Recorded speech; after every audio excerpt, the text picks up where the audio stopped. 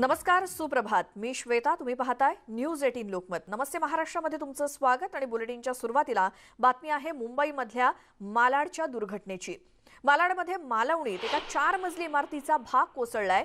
शेजारच्या 2 मजली इमारतीवरती हा भाग कोसळल्याची माहिती मिळाली आहे. रात्री 11:30च्या सुमारास ही दुर्घटना घडली.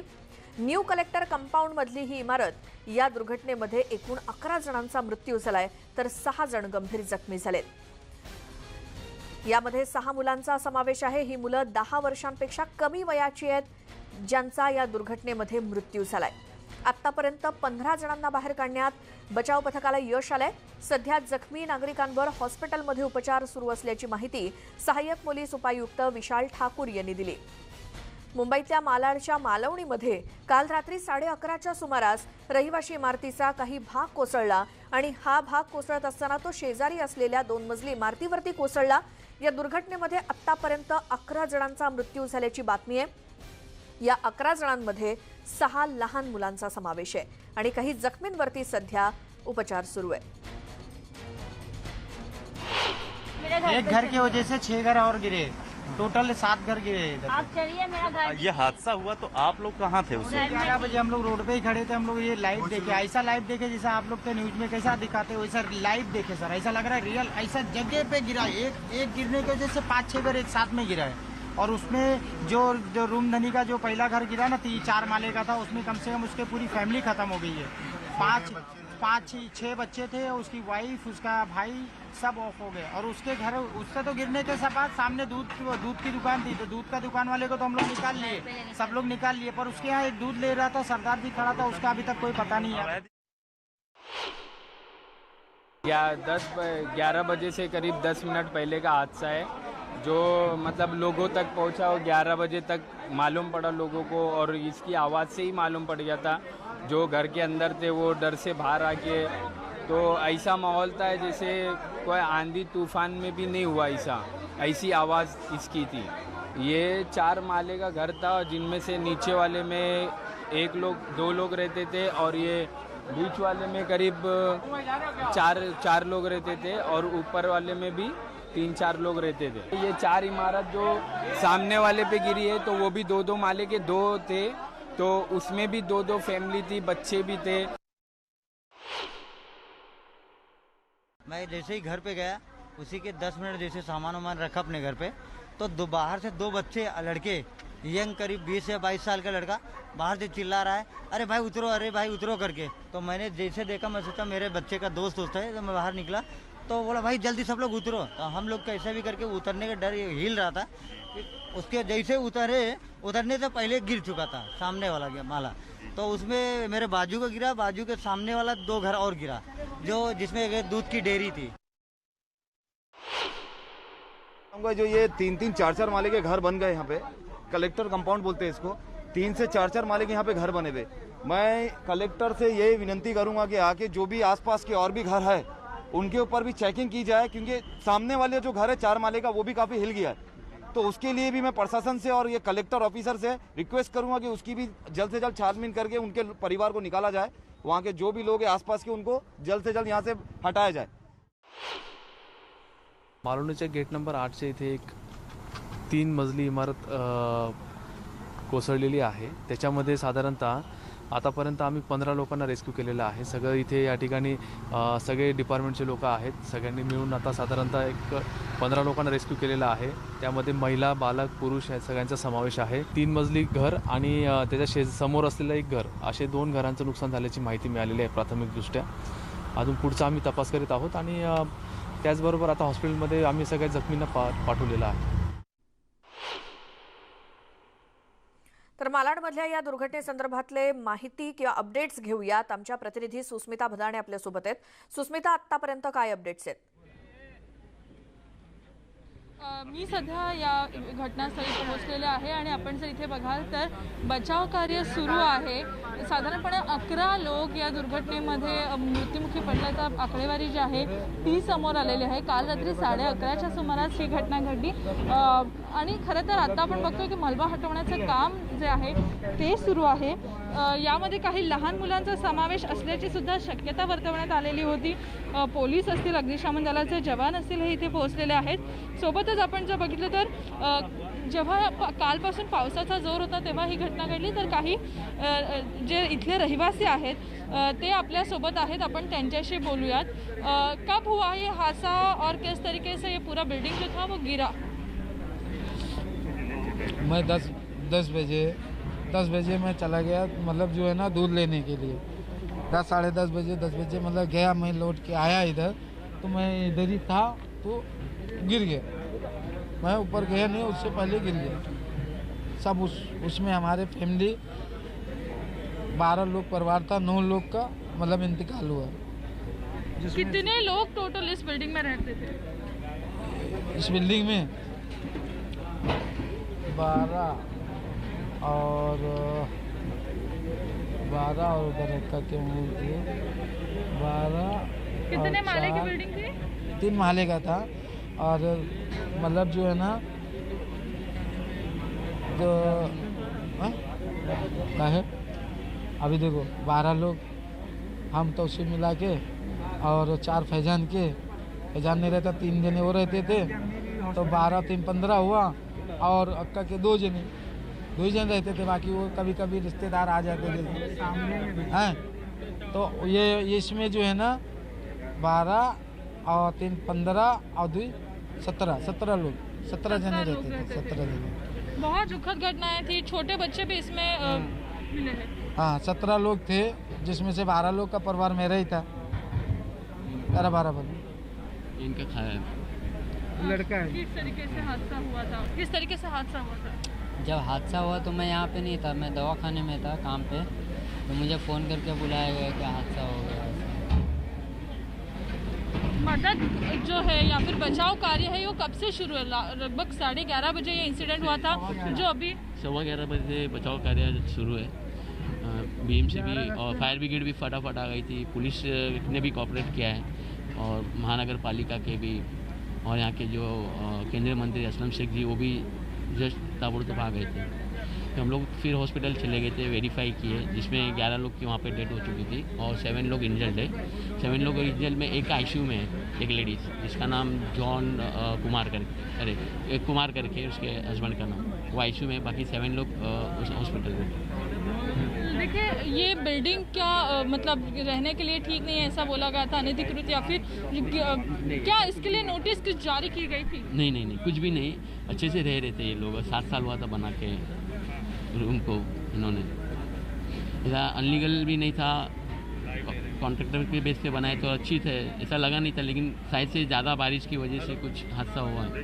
ये हादसा बहुत दुख भरा है, अपने परिवारजन, आपके परिवारजन इसमें थे, बहुत दुख है, बहुत बड़ा दुख है।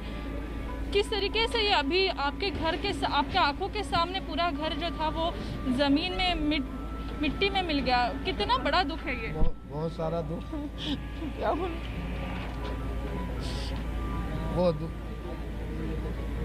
बहुत सारा दुख है। अभी देखो मेरे सामने सब देखा, सबको चेक कराए, देखे किसके मतलब कैसे सब, मतलब वो दिमाग नहीं काम कर रहा है, वो दिमाग और माइंड काम नहीं करता है, क्या बोलूं। दुःखाचा डोंगर या कुटुंबियांवरती कोसळला आहे। तुम्ही ही घटना घडली तेव्हा कुठे होतात आणि अनेकांचे परिवारजन याच्यामध्ये होते, आता उपचार सुरू आहेत, काय नेमकी स्थिती आहे? ये जो बिल्डिंग गिरी है मेरे सामने ही गिरी, उस टाइम पे मैं खाना लाने जा रहा था, 11:10 की बात है। ये मैं थोड़ा आगे पहुंचा ना तो ऊपर देखा तो मतलब आवाज़ आ रही थी गिरने की, तो मैं सीधा भागा पीछे भाग के रिटर्न गया। पूरा यहाँ पे धुआं पूरा रेती सिरमिट ये सब पूरा रोड पे हो गया था। ही घटना इतकी डोळ्यासमोर आपण ज्या दगड मातीने आणि मनातल्या अनेक इच्छांनी भरलेलं जे घर असतं ते कोसळताना बघणं हे दुःख खरंच खूप मोठं असतं श्वेता। इथे हे बचाव कार्य सुरू आहे, अग्निशमन दलाचे जवान इथे तैनात करण्यात आलेले आहे, मलबा हटवण्याचं काम सुरू आहे। पावसाची संततधार अजूनसुद्धा मुंबईमध्ये आपल्याला पाहायला मिळते आणि मुंबईमध्ये अशा धोकादायक ठिकाणी राहणं शिवाय लोकांना पर्याय नाही आहे, कारण आपल्याला माहिती आहे की अशा ठिकाणी, मुंबईसारख्या ठिकाणी राहणं एकतर खूप महाग आहे आणि अशा परिस्थितीमध्ये आप्तस्वकीयांना गमावण्याचं दुःख यांनी बघितलेलं आहे। काही लहान मुलं याच्यात आहेत, साधारणपणे 17 लोकांना रेस्क्यू करण्यात आलेलं होतं, 11 जणांचा या त्यात दुर्दैवी मृत्यू झाल्याचं आपल्याला कळत आहे। सकाळी सकाळी ही अतिशय वाईट बातमी आपण म्हणूया मुंबईकरांना ऐकायला मिळालेली आहे। एकूणच पावसाळ्याच्या काळामध्ये इमारत कोसळणं, त्यात लोकांचं मृत्युमुखी पडणं, या सगळ्या घटना होतच असतात। सध्याच्या या बचाव कार्यामध्ये सुद्धा त्याच्यामुळे थोडाफार प्रमाणात का होईना अडथळे येतात, परंतु काल रात्री 11:30च्या दरम्यान ही घटना घडलेली होती। त्याच्यानंतर बऱ्यापैकी लोकांना बाहेर काढण्यामध्ये आणि BDVA या हॉस्पिटलमध्ये लोकांना भरती करण्यामध्ये यश आलेलं आहे। तिथे सुस्मिता, असं कोणी आहे का की ज्यांचा पत्ता अजून लागलेला नाहीये, बेपत्ता आहे, ते या ढिगाऱ्याखाली अडकले असण्याची शक्यता आहे? खरं तर ढिगारा हटवण्याचं, मलबा हटवण्याचं काम अजून सुद्धा सुरू आहे। जितकी माहिती आतापर्यंत प्राप्त झालेली G+3 अशी ही इमारत होती आणि दुसरी इमारत जी G+1 होती, म्हणजे 2 माळ्याची बिल्डिंग होती। तर अशा इमारतीचा सुद्धा काही भाग कोसळला आहे। त्यामुळे या सगळ्या मलब्याला हटवण्याचं काम सुरू आहे। आतापर्यंत तरी जी पोलीस CPनी दिलीप सावंत यांनी जी माहिती दिली त्याच्यामध्ये 11 लोक मृत्युमुखी झाल्याची बातमी कळते, तर सोबतच 17 लोक यांना रेस्क्यू करण्यात आलेले आहे। त्याच्यात लहान मुलांचा समावेश होता। त्याच्यामुळे अजून सुद्धा JCBने हे सगळी माती हलवण्याचं किंवा खालती कोणी आहे का याची सुद्धा शहानिशा केली जाते, हे सुद्धा शोधलं जात आहे, जेणेकरून लवकरात लवकर नागरिकांना बचाव कार्यातून मदत करता यावी। ही दृश्य आपण आपल्या प्रेक्षकांना दाखवूयात। खरं तर JCB मार्फत हा सगळा मलबा हटवण्याचं काम सुरू आहे आणि या सगळ्या परिस्थितीमध्ये सुद्धा पोलीस दल असेल आणि अग्निशमन दलाचे जवान असेल हे काम करतात। आपण काही वेळापूर्वी जेव्हा इथल्या कुटुंबियांशी संवाद साधला तर त्यांचं जे दुःख आहे हे खूप मोठं आहे, ते आपल्याला शब्दात व्यक्तही करता येणार नाही, इतकं मोठं दुःख आहे। अशा ठिकाणी राहताना सुद्धा डोळ्यासमोर त्यांचं घर कोसळताना त्यांनी बघितलं होतं। आता या जे जखमी आहेत त्यांचे उपचार त्यांच्यावरती सुरू आहेत हॉस्पिटलमध्ये। त्यांच्यातली एक व्यक्ती ही ICU मध्ये आहे, त्यांची स्थिती ही सुधारावी अशी आपण आशा व्यक्त करूयात। त्यामुळे कदाचित मृत्यूचा आकडा सुद्धा आगामी काळामध्ये वाढलेला आपल्याला पाहायला मिळू शकतो। या अशा सगळ्या परिस्थितीमध्ये हे बचाव कार्य चालू आहे। असलम शेख सुद्धा इथे कालच रात्री येऊन गेले होते। ते मुंबईचे पालकमंत्री आहेत आणि या विभागाचं प्रतिनिधित्व करतात। त्यामुळे सध्याची जर आपण इथली स्थिती पाहिली तर एकूणच बचाव कार्य हे चालू आहे। जे कुटुंबीय आहेत ते आपल्या नातेवाईकांच्या शोधात आहेत। काही जे इंजर्ड लोक होते त्यांना हॉस्पिटलमध्ये भरती करण्यात आलेलं आहे। त्यामुळे एकूणच परिस्थितीवरती नियंत्रण आणण्यासाठी जे बचाव कार्य आहे ते युद्ध पातळीवरती सुरू असल्याचं आपल्याला पाहायला मिळतंय। श्वेता जी, सुस्मिता थोडंसं थांबवते, मात्र या संदर्भात पोलीस अधिकाऱ्यांनी काय प्रतिक्रिया दिली ऐकूयात। अतिशय दुर्दैवी घटना आहे। रात्री 11:15 11:30च्या दरम्यान ही घटना या ठिकाणी झालेली आहे। ग्राउंड+2 इमारत होती आणि ती इमारत पडली आणि पडताना जी समोरच्या इमारतीवर पडली। त्यामुळे आतापर्यंत जी काय माहिती आमच्याकडे आलेली आहे त्याप्रमाणे एकूण 11 लोकांची त्याच्यामध्ये डेथ झालेली आहे आणि 7 लोक इंजर्ड आहेत। डेब्रीज भरपूर आहेत, डेब्रीज काढण्याचं काम सुरू आहे। शक्यतो आता त्यामध्ये कोण इंजर्ड असावं असं वाटत नाही आहे, परंतु या घटनेची पूर्ण चौकशी आम्ही करू आणि त्यामध्ये जे काही कायदेशीर कारवाई करणं शक्य आहे ते जरूर करू। एकूण किती लोक? एकूण 18 लोकांना त्यांनी काल रेस्क्यू केलं आम्ही पोलीस आणि फायर ब्रिगेडने। 18 पैकी 11 जणांची मृत्यू झाल्याची माहिती आमच्याकडे आहे आता।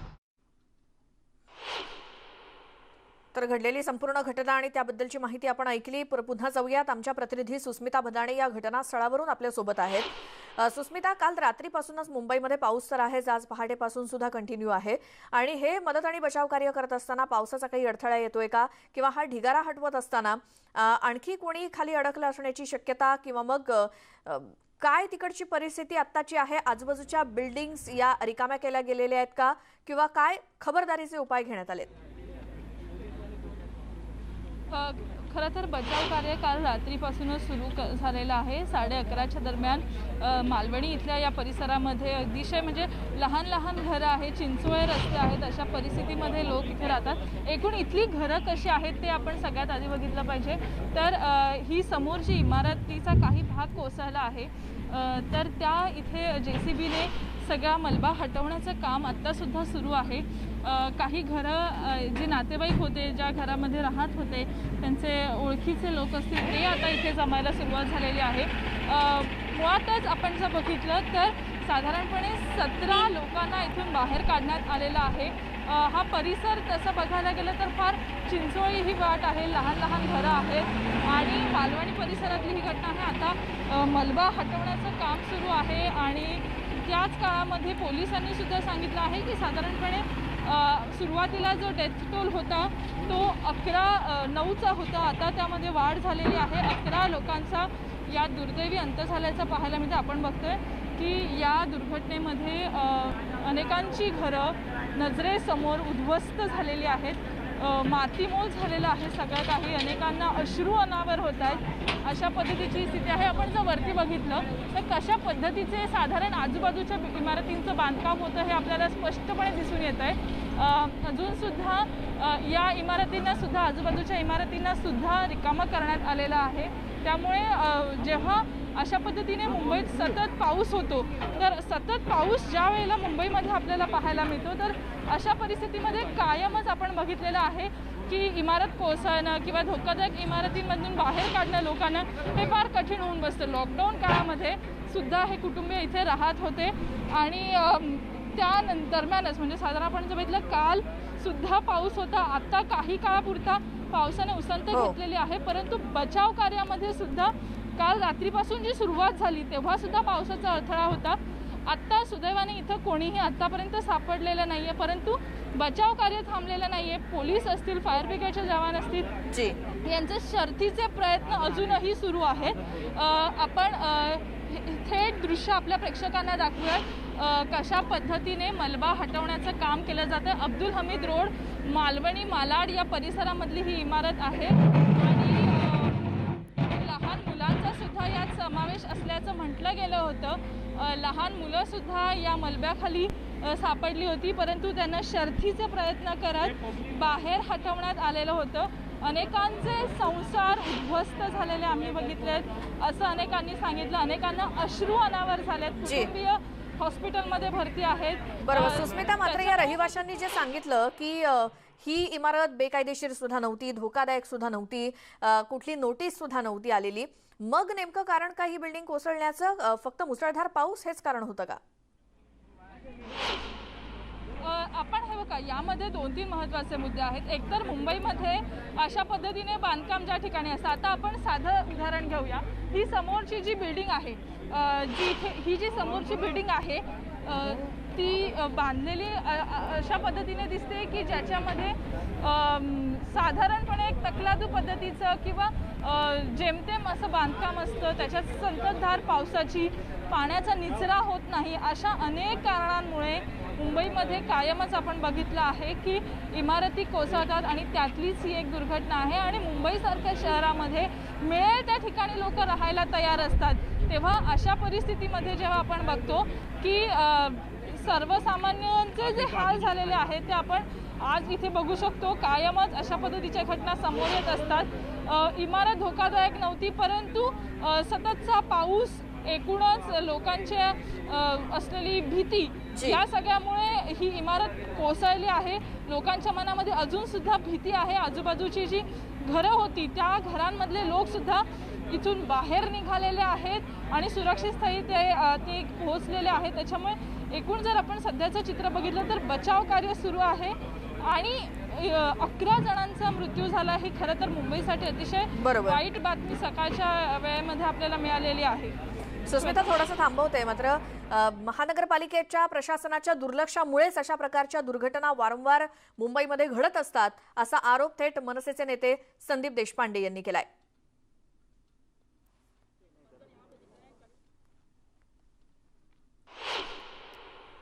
आपल्याबरोबर आहेत मनसेचे सरचिटणीस संदीप देशपांडे. संदीपजी, काल दिवसभर पाऊस आणि त्यानंतर आज काल रात्री या दुर्घटनेनंतर ही वाईट बातमी, आपली काय प्रतिक्रिया एक मुंबईकर म्हणून या दुर्घटनेवर? अतिशय दुःखद अशी घटना आहे आणि त्याच्यात लहान मुलांचं जाणं हे तर मला वाटतं सर्वात वाईट गोष्ट आहे. पण असं नेमकं वारंवार का घडतं? म्हणजे दर पावसाळ्यामध्ये 2-4 इमारती कोसळतात आपण असं म्हणतो सगळ्या इमारतींचं आम्ही ऑडिट करणार, महानगरपालिका डिक्लेअर करते, त्या ऑडिटचं पुढे काय होतं हे 2-3 महिन्यांनी आपण सगळेजण विसरतो. मला असं वाटतं ह्या गोष्टींचा पाठपुरावा करणं आवश्यक आहे. आणि मुळात असं होतं की ज्या धोकादायक इमारती आहेत खरोखर त्याला फक्त महानगरपालिका एक नोटीस बजावते आणि पुढे काहीच होत नाही. बरं, त्या लोकांचीही त्याच्यात चूक नाही, त्यांची पर्याय व्यवस्था नसते राहण्यासाठी, त्यामुळे ते काय घर खाली करत नाही आणि घर खालीनंतर पुन्हा आपल्याला मिळेल की नाही याची त्यांना शाश्वती नसते. मला असं वाटतं या सगळ्याबद्दल एक ठोस नियमावली महानगरपालिकेकडून बनवली गेली पाहिजे, जेणेकरून अशा दुर्घटना आपल्याला टाळता येतील. पण होतं काय मुळात की धोकादायक इमारती ज्या खरोखर आहेत तिथे फक्त नोटीस देऊन गप्प बसतात आणि ज्या धोकादायक नाही आहेत पण बिल्डर लॉबीसाठी खाली करायचे आहेत त्या इमारतींवर जोर जबरदस्ती केली जाते. अशा दोन्ही प्रकारच्या गोष्टी आपल्याला घडताना दिसतात. त्यामुळे लोकांची विश्वासार्हता कमी झालेली आहे या सगळ्याबद्दल. आणि मला असं वाटतं की जी टॅग कमिटी आहे ज्यांनी धोकादायक आणि नॉन धोकादायक इमारती डिक्लेअर केल्या पाहिजे, ती टॅग कमिटी काय करते हा मुळात प्रश्न येतो. संदीप, पण दरवर्षी असा प्रकार घडतो, म्हाडा असेल किंवा मुंबई महानगरपालिका असेल, नागरिकांना पर्यायी व्यवस्था देऊ शकत नाही, त्यामुळे हे प्रकार दरवर्षी वारंवार घडताना दिसतात. मुळात आता पॅन्डेमिकच्या निमित्तानं आपल्याला हे लक्षात आलं की मुंबई महापालिका असेल, SRA असेल किंवा या बाकीच्या यंत्रणा असेल, यांच्याकडे अशा अनेक इमारती आहेत ज्या इमारतींमध्ये या लोकांना पर्यायी व्यवस्था दिली जाऊ शकते. पण मग परवाच सन्माननीय मुख्यमंत्र्यांनी याच्याबाबत सुतोवाच केलेलं की ज्या धोकादायक इमारती आहेत त्या रिकाम्या करून घ्या. मुख्यमंत्र्यांचं पण जर पालिका प्रशासन ऐकणार नसेल तर मग नेमकं कोणाचं ऐकणार हा महत्त्वाचा प्रश्न आहे. आणि ह्या ज्या सगळ्या यंत्रणा आहेत, SRA असेल, म्हाडा असेल, महापालिका असेल, यांनी एकत्र मिळून काम केलं पाहिजे या गोष्टीवर. मनसेचे नेते संदीप देशपांडे यांची आपण प्रतिक्रिया ऐकली आणि पुन्हा जाऊयात आमच्या प्रतिनिधी सुस्मिता भदाणे आपल्यासोबत आहेत घटनास्थळावरून. सुस्मिता, आता विरोधकांकडून या संपूर्ण घटनेला जबाबदार हे मुंबई महानगरपालिकेला ठरवलं जात आहे, तिकडच्या रहिवाशांचं काय म्हणणं आहे? खरं तर आपण काही वेळापूर्वीतल्या रहिवाशांशी संवाद साधला तर त्यांचं असंच म्हणणं आहे की पावसामुळे ही इमारत कोसळली आहे. आपल्याला माहिती आहे की नेहमीच आरोप प्रत्यारोपांचं राजकारण हे होत असतं आणि अशाच पद्धतीची प्रतिक्रिया कायम येत असते. खरं तर मुंबईमध्ये अशा धोकादायक इमारती अनेक आहेत की जिथे जीव मुठीत घेऊन लोक राहत असतात आणि त्यापैकीच ही एक लहानशी वसाहत होती, लहानशी वस्ती होती जिथे आतासुद्धा अशा पद्धतीने लोकांचे संसार उद्ध्वस्त झालेले आहेत. साधारणपणे आपण जर बघितलं तर पावसाची संततधार असल्यामुळे ही इमारत कोसळली जात असल्याचं पाहायला मिळत आहे. पालिकेकडनं ही इमारत धोकादायक होती की नाही याबाबत अजून तरी स्पष्टता आलेली नाही आहे, तसं त्यांनी काही स्पष्टपणे म्हटलेलं नाही आहे. परंतु इथल्या नागरिकांनी ज्या पद्धतीची माहिती दिलेली आहे त्या पद्धतीने त्यांनी सांगितलं आहे की अजून तरी आम्हाला अशा कोणत्याही पद्धतीची दावा किंवा आम्हाला अशा कोणत्याही पद्धतीची नोटीस मिळाली नव्हती की ज्यामध्ये ही इमारत किंवा ही राहण्यास योग्य जागा नाही अशा पद्धतीचं काही सांगण्यात येईल. तर साधारणपणे JCBने अजूनसुद्धा हे काम सुरू आहे. या परिसरातल्या इतर काही इमारती जर आपण बघितल्या, ही एक दुसरी इमारत आहे जी साधारण 1+2 अशा ग्राउंड+2 अशा पद्धतीची आहे. तर याचं बांधकाम साधारणपणे आपल्याला कळून चुकतं आहे की कशा पद्धतीचं आहे. इथे अगदी सामान्य किंवा अतिशय गरीब वस्ती आपण म्हणू शकतो, गरीब गटात लोक राहत असतात. हातावरती पोट असणाऱ्या लोकांची ही घरं आहेत आणि मुंबईसारख्या ठिकाणी एकूणच घर मिळणं ही सुद्धा खूप मोठी गोष्ट असते. त्याच्यामुळे मिळेल त्या ठिकाणी लोक राहत असतात, जीव मुठीत घेऊन राहत असतात आणि अशा वेळेला जेव्हा अशा पद्धतीच्या दुर्घटना घडतात तेव्हा आरोप प्रत्यारोपांचं राजकारण हे कायमच आपण बघितलेलं आहे. आणि आत्तासुद्धा तशाच पद्धतीचं आपल्याला एकीकडनं जो मतप्रवाह आहे तो होत असल्याचा पाहायला मिळतोय. परंतु सगळ्यात महत्त्वाचा मुद्दा म्हणजे इथे आपण जर बघूया तर पालिकेचे कर्मचारी जे आहेत ते सुद्धा तैनात करण्यात आलेले आहेत.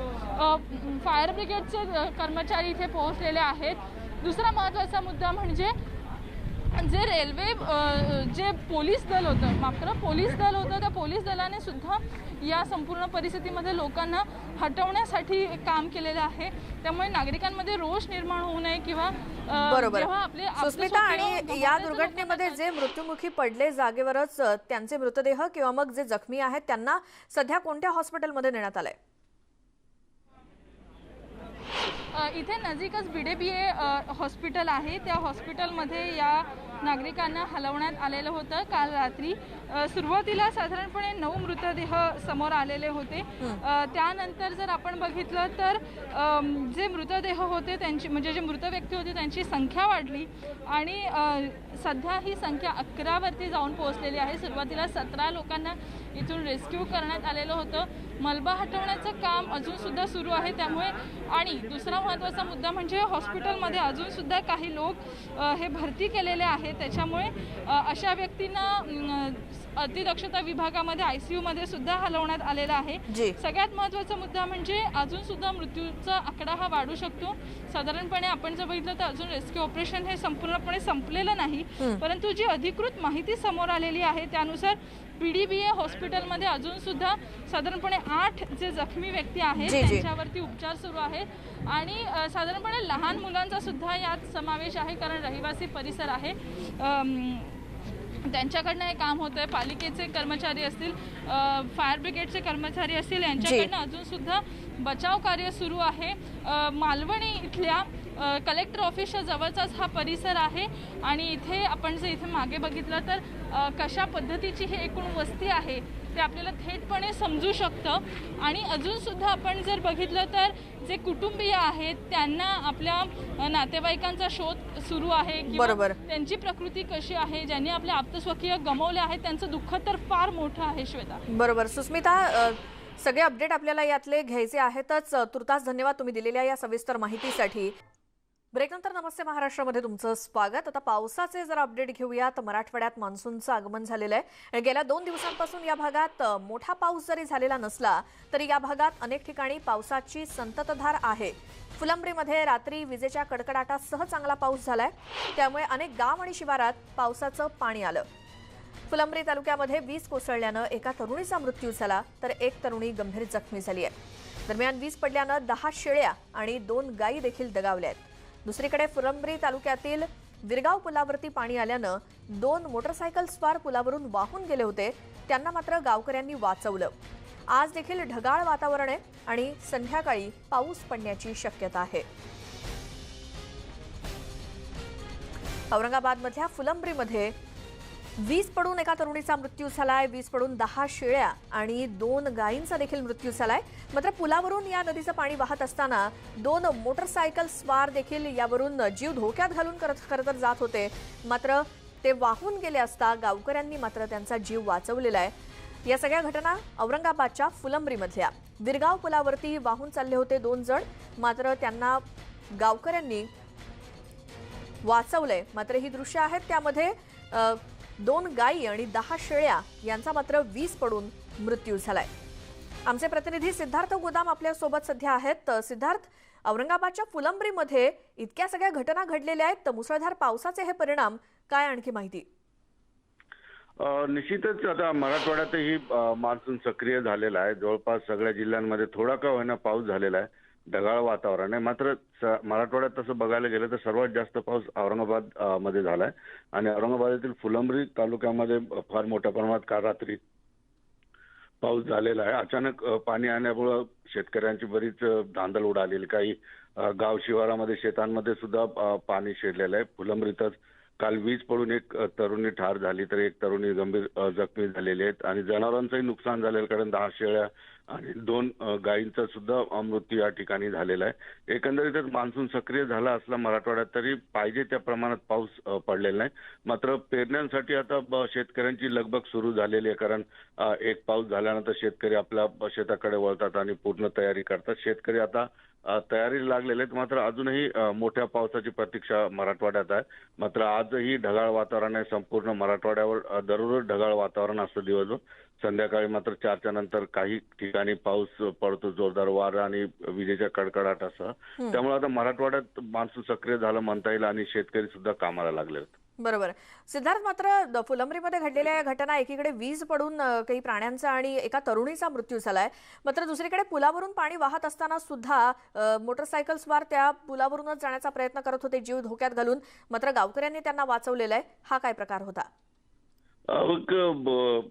ग्रामीण भागामध्ये जी ग्रामस्थ असतात त्यांचे ते ओळखीचे रस्ते असतात आणि एक कुठेतरी ओव्हर कॉन्फिडन्स आपल्याला म्हणता येईल की पाणी पुलावरून जात असताना सुद्धा काही लोक टू व्हीलर्स असतील किंवा फोर व्हीलर घालण्याचा प्रयत्न करतात. तसाच प्रकार घडलेला आहे, कारण गावकऱ्यांनी या 2 तरुणांना काल सायंकाळी 4:30-5च्या दरम्यान पुलावरून जाऊ नका अशी वॉर्निंग दिली होती. मात्र त्यांनी टू व्हीलर आपली घातली आणि आपण बघतो की पाण्याचा फोर्स असल्यामुळं जे आहे ते टू व्हीलर सहित त्या नाल्याहून खाली पडले नदीवरून आणि वाहून जात असताना मात्र पुढे काही गावकऱ्यांनी त्यांना वाचून घेण्यात आलेलं आहे. त्यामुळं कुठंतरी गावकऱ्यांना थोडंसं काळजी घेणं आता गरजेचं आहे, कारण अचानक पाऊस आल्यामुळं पाण्याचा अंदाज येत नाही आणि त्यामुळं अशा पद्धतीनं टू व्हीलरसह अनेक ग्रामस्थ वाहून जाण्याच्या घटना घडत असतात पावसात. मात्र काळजी घेणं फार गरजेचं आहे, कारण किती पाणी जरी असलं तर पुलावरून जाऊन जीव धोक्यात घालणं चुकीचं आहे. बरोबर आहे सिद्धार्थ, धन्यवाद तुम्ही दिलेल्या माहितीसाठी. औरंगाबादमध्ये झालेला पाऊस आणि फुलंब्रीमध्ये त्याचे झालेले परिणाम हे आपण पाहिले. मात्र गेल्या 3 दिवसांपासून रत्नागिरी जिल्ह्यात सुद्धा काही ठिकाणी मुसळधार पाऊस तर काही ठिकाणी संततधार पाऊस सुरू आहे. अनेक ठिकाणी सखल भागात पावसाचं पाणी साचलं. जगबुडी नदीच्या पाण्याच्या पातळीत देखील वाढ झाली आहे. तर चौपदरीकरणाचं काम जे मुंबई गोवा महामार्गावरती सुरू आहे तिथे सुद्धा अनेक ठिकाणी चिखलाचं साम्राज्य पसरलंय. खेडमधील धोकादायक ठिकाणं असलेली 5 गावातील लोकांना स्थलांतरित होण्याचे आदेश देखील देण्यात आलेले आहेत. जिथे दरड कोसळण्याची शक्यता असते किंवा आणखी काही घटना घडू शकतात अशा धोकादायक अशा 5 गावातल्या नागरिकांना स्थलांतरित करण्यात आलेलं आहे. रत्नागिरी जिल्ह्यामध्ये पावसाची संततधार सुरूच आहे. मुंबई गोवा महामार्गावरती चौपदरीकरणाचं काम सुरू आहे. मात्र काम सुरू असताना आलेला मुसळधार पाऊस त्यामुळे तिकडे चिखलाचं साम्राज्य पसरलेलं आहे. खेडमध्ये तर 3 दिवसांपासून गेल्या संततधार पाऊस सुरू आहे. मुंबई गोवा महामार्गावर काही ठिकाणी पाणी साचलंय, चिखल झालेला आहे. शहरात देखील काही भागामध्ये पाणी साचलंय आणि तिथे असलेली जगबुडी नदी त्या नदीच्या पाणी पातळीत सुद्धा वाढ झाली आहे. सखल भागांमध्ये पाणी साचलं आणि याचा परिणाम खेडवासियांना भोगावा लागलेलाच आहे. रत्नागिरीमध्ये संपूर्ण जिल्ह्यातच मुसळधार पाऊस आहे. ही दृश्य आपण खेडमधली पाहतोय. तिथे असलेली जगबुडी नदी ही सुद्धा आता नदीच्या पाणी पातळीमध्ये वाढ झाली आहे. मुंबई गोवा महामार्गाचं चौपदरीकरणाचं काम सुरू आहे. तिथेच चिखलाचं साम्राज्य आहे. परिस्थिती जाणून घेऊयात. आमचे प्रतिनिधी चंद्रकांत बनकर आपल्यासोबत जोडले गेलेत. चंद्रकांत, 3 दिवस सलग सुरू असलेला पाऊस काय परिणाम दिसतायत? हो नक्कीच, कारण गेले 3 दिवसापासून खेडमध्ये काही ठिकाणी मुसळधार तर काही ठिकाणी संततधार पाऊस हा सुरूच आहे. त्याच्यामुळे सकल भागात तर पाणी साठलेलंच आहे. मात्र मुंबई गोवा महामार्गावरती काही ठिकाणी जे काम चालू आहे त्या ठिकाणी चिखलाचं साम्राज्य पसरलेलं आहे. रात्रीच्या वेळेला काही अपघात देखील त्या ठिकाणी होताना दिसत आहेत. पाऊस नदीच्या जी जगबुडी नदी आहे, जी खेडमधली प्रमुख नदी आहे, त्या नदीच्या पाण्याच्या पातळीत देखील काही प्रमाणात आता वाढ झालेली आहे. जर पावसाचा जोर 2 दिवस राहिला, या पुढील 2 दिवस राहिला तर नक्कीच नदीची पातळी ही पूर्ण वाढण्याची शक्यता देखील आहे. जो डोंगराळ भाग आहे त्या ठिकाणी मुसळधार पाऊस सध्या सुरू आहे आणि खेडमधले जे ग्रामीण भाग आहे त्या ठिकाणी जे ओढे नाले जे आहेत हे देखील आता भरून वाहताना असं पाहायला मिळते. बरं, जनजीवनावरती काय परिणाम झालाय? कुठे लाईट गेले असतील किंवा नागरिकांचं स्थलांतरण करण्यात आलंय का? कारण तालुक्यामध्ये जी काही गावं असतील जिथे काही धोका असतो दरड कोसळण्याचा किंवा अन्य कसला, त्यामुळे काय खबरदारी घेतली गेली आहे? हो नक्कीच, कारण 3 दिवसापूर्वीच जिल्हाधिकाऱ्यांनी या ठिकाणी जे अतिवृष्टीचा इशारा हवामान खात्यानं दिल्यानंतर खेडमधल्या जवळ रत्नागिरी जिल्ह्यात संपूर्ण 40 ठिकाणी स्थलांतर जे दरड प्रणव क्षेत्र असतील, पूर प्रणव क्षेत्र असतील अशांना इशारा दिलेला आहे. त्यामध्ये खेडमध्ये 5 गावांमधील वाडे जे आहेत त्यामध्ये अळसूर आहे, सुशेरी आहे, चिचगर आहे, प्रभुवाडी आहे, अशा ठिकाणची जी त्यांना नोटीस आता दिलेल्या आहेत. मात्र अळसूर गावामध्ये सर्वात मोठा धोका जो आहे हा जगबुडी नदीचं पाणी पूर आल्यानंतर चारही बाजूनं त्या मोहल्ल्याला वेढलं जातं. 550 लोकसंख्या साधारण त्या गावाची आहे आणि त्यांचं स्थलांतर आता सुरू आहे. मात्र स्थलांतर कुठे करायचं हा मोठा प्रश्न आहे, कारण 550 लोकांना स्थलांतरित करण्यासाठी त्या ठिकाणी जागा नाहीये आणि एका बाजूला कोरोनाचा प्रादुर्भाव असल्यामुळं इतर कुणाच्या घरात देखील त्यांना स्थलांतरित करण्याचं हे नाहीये. परंतु आता जे वयोवृद्ध लोक आहेत, आजारी लोक आहेत, त्या महिला आहेत आणि लहान मुलं आहेत अशांना प्राधान्याने काही शाळांमध्ये किंवा काही जी रिकामी घरं आहेत, काही व्यायामशाळा आहेत, या ठिकाणी स्थलांतर होण्याची प्रक्रिया कालपासून सुरू झालेली आहे. बरं चंद्रकांत, सलग 3 दिवस पाऊस पडला की नद्यांची पाणी पातळी सुद्धा वाढते, त्यामुळे रत्नागिरी जिल्ह्यातल्या काही नद्या या काही पातळी वाढली का पाण्याची? रहिवासी भागामध्ये काय कुठे पाणी घुसल्याच्या घटना काही घडल्यात का? अजून तरी अशी कुठलीही घटना घडलेली नाहीये, कारण अजून नद्यांची पातळी ज्या प्रमाणात वाढायला पाहिजे त्या प्रमाणात तशी वाढलेली दिसत नाही. काही प्रमाणात नद्यांची पातळी वाढलेली आहे, कारण 3 दिवस पाऊस आहे. 3 दिवस पाऊस असल्यामुळे नद्यांची पातळी आता वाढलेली आहे. मात्र पुढील 2 दिवस जर असाच पाऊस सुरू राहिला तर नद्यांची पातळी जी आहे ही साधारण पूररेषेपर्यंत येण्याची शक्यता आहे. कारण अनेक ग्रामीण भागात, डोंगराळ भागात मुसळधार पाऊस पडतोय. आतापर्यंत तरी रत्नागिरी जिल्ह्यात वाशिष्ठी नदी असेल किंवा जगबुडी नदी असेल, नारंगी नदी असेल, अशा कुठल्याही नदीमध्ये धोक्याची पातळी ही अजून गाठलेली दिसत नाहीये. जी चंद्रकांत, धन्यवाद दिलेल्या सविस्तर माहितीसाठी. रत्नागिरी जिल्ह्याचा आढावा घेतल्यानंतर आता रायगड जिल्ह्याकडे वळूया. तिथे आज आणि उद्या अतिवृष्टीचा इशारा दिला गेलेला आहे. हवामान विभागानं दिलेल्या इशाऱ्यामुळे अत्यावश्यक सेवेतील दुकानं वगळता इतर सर्व दुकानं रायगड जिल्ह्यामध्ये बंद राहणार आहेत. मुसळधार पाऊस आणि वेगानं वाहणाऱ्या वाऱ्यांमुळे जिल्हाधिकाऱ्यांनी दुकानं बंद ठेवण्याचे आदेश दिलेत. दरम्यान अतिवृष्टी होणार असल्यानं लोकांनी घराबाहेर न पडण्याचं आवाहन देखील करण्यात आलंय. रायगड जिल्ह्यातली ही स्थिती, कारण रायगडमध्ये सुद्धा पुढचे 2 दिवस अतिवृष्टीचा इशारा देण्यात आलाय. त्यामुळे नागरिकांनी विनाकारण घराबाहेर पडू नये किंवा जी काही अत्यावश्यक सेवेतली दुकानं आहेत तितकीच उघडी राहतील. बाकीची दुकानं बंद ठेवण्याचे आदेश जिल्हाधिकाऱ्यांनी दिलेत.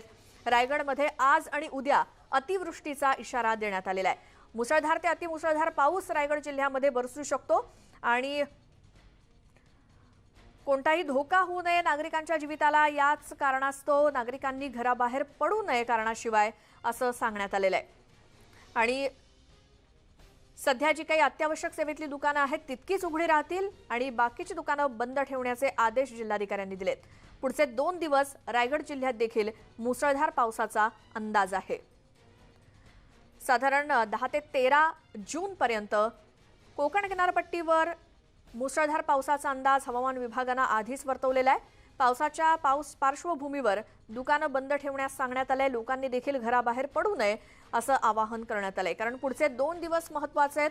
मुसळधार पावसाची शक्यता आहे. अतिवृष्टी होऊ शकते रायगड जिल्ह्यामध्ये आणि म्हणूनच प्रशासनानं तसे आदेश दिलेले आहेत हवामान खात्यानं दिलेल्या इशाऱ्याच्या पार्श्वभूमीवर. त्यामुळे सध्या अत्यावश्यक सेवेतली दुकानं वगळता इतर दुकानंही बंद ठेवण्याचेच आदेश देण्यात आले. तर रायगड सोबतच रत्नागिरी जिल्ह्यात सुद्धा 11 आणि 12 तारखेला अतिमुसळधार पावसाचा इशारा हवामान विभागानं दिलाय. त्या अनुषंगानं जिल्हा प्रशासनानं दरड-प्रवण क्षेत्रातील गावांना स्थलांतरित करण्याचे आदेश दिले. चिपळूणमधल्या गोवळकोटमधील दरडग्रस्त कदम बौद्धवाडीतील 15 कुटुंबियांना 2016ला तात्पुरत्या स्वरूपामध्ये स्थलांतरित करण्यात आलं होतं. मात्र 6 वर्ष झाली तरी देखील ही 15 कुटुंब जिल्हा परिषदेच्या शाळेतच जीव मुठीत घेऊन राहत आहेत. शाळेच्या इमारतीची दुरवस्था झाली आहे. आतल्या भागातील स्लॅब कोसळलाय. मात्र असं असून सुद्धा इथली लोक जीव मुठीत घेऊन जगतायत. चिपळूणमधल्या गोवळकोटमधील दरडग्रस्त भागाचं हे वास्तव आहे, कारण 2016 साली त्यांना सुरक्षिततेचा उपाय म्हणून स्थलांतरित करण्यात आलेलं होतं जिल्हा परिषदेच्या शाळेमध्ये. मात्र 6 वर्ष त्याला उलटली तरी सुद्धा ही गोवळकोटमधली 15 कुटुंब ही या जिल्हा परिषदेच्या शाळेतच अजूनही जीव मुठीत घेऊन जगतायत.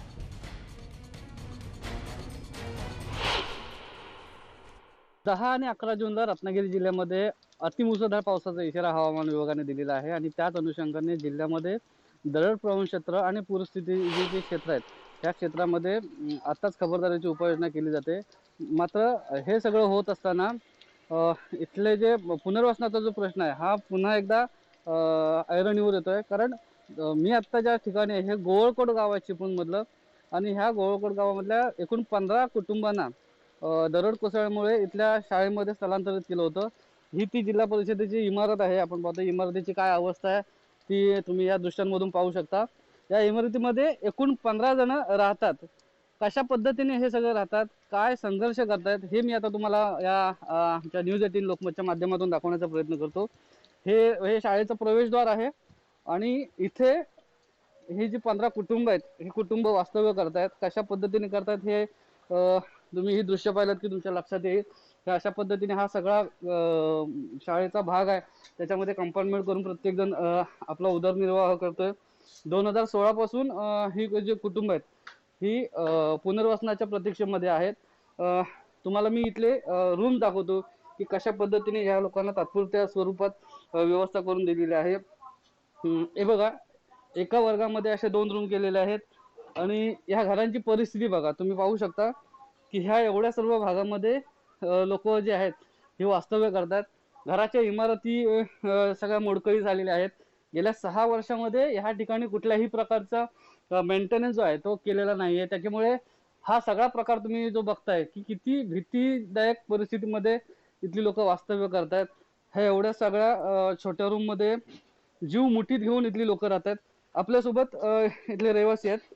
दादा, गेली 6 वर्ष तुम्ही ह्या सगळ्या परिस्थितीमध्ये, ह्या इमारतीमध्ये राहताय, काय नेमकं तुमच्या हे सांगताय, म्हणजे पुनर्वसनाच्या प्रश्नाबद्दल काय सरकारकडून तुम्हाला हे मिळतं?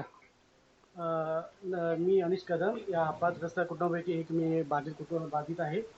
गेली 2016 मध्ये शासनाने आमचं तात्पुरतं पुनर्वसन केलं होतं या ठिकाणी, आणि त्यावेळेस आम्हाला असं सांगण्यात आलं होतं की तुमचं पुनर्वसन हे 3 महिन्यासाठी आम्ही तात्पुरतं करत आहोत।